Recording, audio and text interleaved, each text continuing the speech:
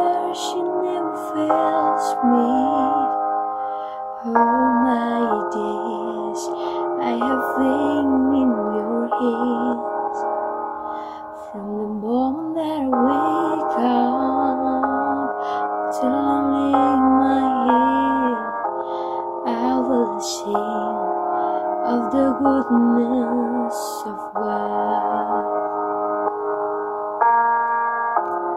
All my life you have been faithful. All my life you have been so good. With every breath that I am able, I will sing of the goodness of God. I love your voice. You have led me to the fire and darkest night. You are close like no other. I know you as a father. I know you as a friend. I have lived the goodness of God. All my life you have been faithful. All my life you have been so good. With every breath that I am able, I will sing of the goodness of God. Your goodness is running after me. Your goodness is running after me. With my life laid down, I'm surrendered now. I give you everything. Your goodness is running after me. Your goodness is running after me. Your goodness is running after me. With my life laid down, I'm surrendered now. I give you everything. Your goodness is running after me.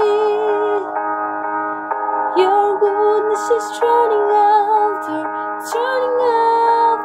me.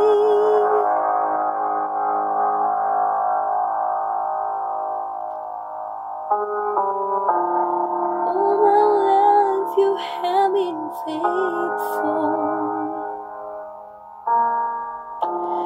All my life you have been so good. With every breath that I am able, I will sing of the goodness of God. I will sing of the goodness of God. Shalom anak-anak sekalian, kiranya kita masih tetap punya semangat untuk belajar mengenal Allah yang sangat baik bagi kita, Allah yang selalu memberikan yang terbaik bagi kita, Allah yang mengasihi kita, Allah yang rela mati di atas kayu salib bagi kita. Dan hari ini kita akan belajar perkataan yang terakhir, perkataan ketujuh dari 7 perkataan salib, yaitu ya Bapa, ke dalam tanganmu kuserahkan nyawaku. Ya, sudah 7 perkataan kita pelajari, dan hari ini perkataan yang ketujuh terambil dalam Lukas 23 ayat 46. Di situ dikatakan, lalu Yesus berseru dengan suara nyaring, ya Bapa, ke dalam tanganmu kuserahkan nyawaku. Dan sesudah berkata demikian, ia menyerahkan nyawanya. Ya, ada satu hal yang unik dari perkataan ketujuh ini, atau dari 7 perkataan salib itu. Perkataan yang pertama tentu kita masih ingat ya, Yesus berkata apa? Ya Bapa, ampunilah mereka. Dan sekarang perkataan yang terakhir, perkataan yang ketujuh juga dimulai dengan kata Ya Bapa. Ya Bapa, diulang dari perkataan pertama dan perkataan ketujuh. Pertama dan yang terakhir. Dan biasanya anak-anak sekalian ya, kalau ada sesuatu yang diulang, itu berarti penting. Oleh karena itu ketika kita mempelajari kalimat Ya Bapa, ke dalam tanganmu kuserahkan nyawaku, paling tidak kita punya dua ya, ada 2 hal penting yang kita bisa pelajari dari perkataan ini. Yang pertama adalah perkataan satu frase Ya Bapa. Ya Bapa. Hal ini seakan-akan ingin menunjukkan kepada kita bahwa bagi Yesus, dalam segala keadaan, bahkan dalam penderitaan sekalipun, dalam segala kesulitan, dalam segala apa yang dia hadapi, relasi dengan Bapanya itu adalah sesuatu yang penting. Ya Bapa, dia menyapa Bapanya, bahwa dia sudah menyelesaikan semua pekerjaannya, semua tuntutan Bapanya, semua apa yang menjadi tanggung jawabnya, semua yang dia harus lakukan. Maka dia mengakhirinya dengan satu kalimat, Ya Bapa. Dia membangun relasi yang penting dengan Bapanya. Ini menjadi satu teladan penting bagi kita bahwa dalam segala keadaan seharusnya kita terus membangun relasi dengan Tuhan. Bahkan ketika keadaan sulit, keadaan begitu menyakitkan, keadaan begitu membuat kita sangat tertekan, menderita dan lain sebagainya, relasi itu menjadi sangat penting. Relasi kita dengan Bapa di surga.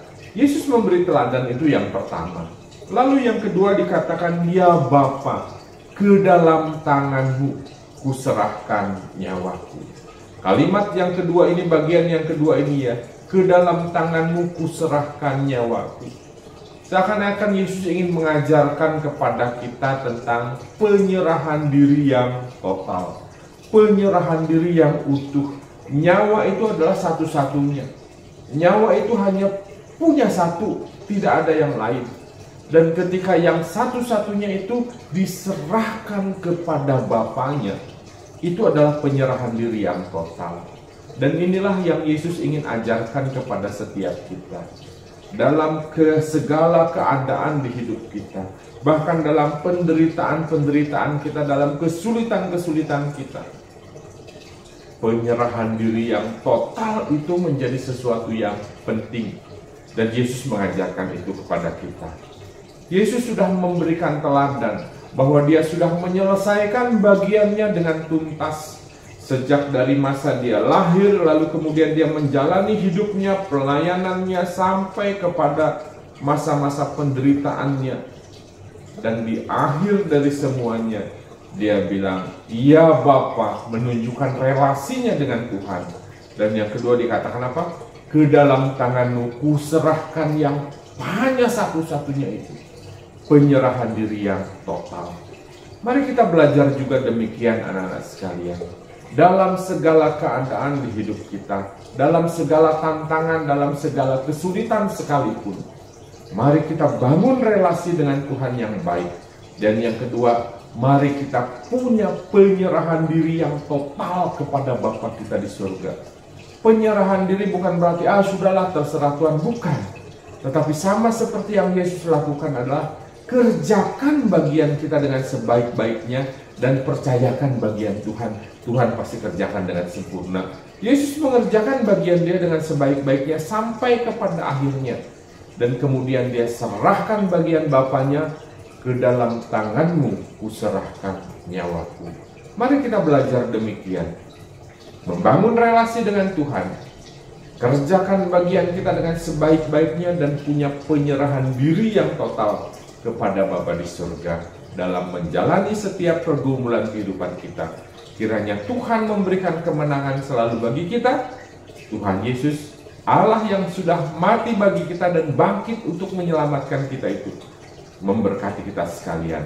Shalom.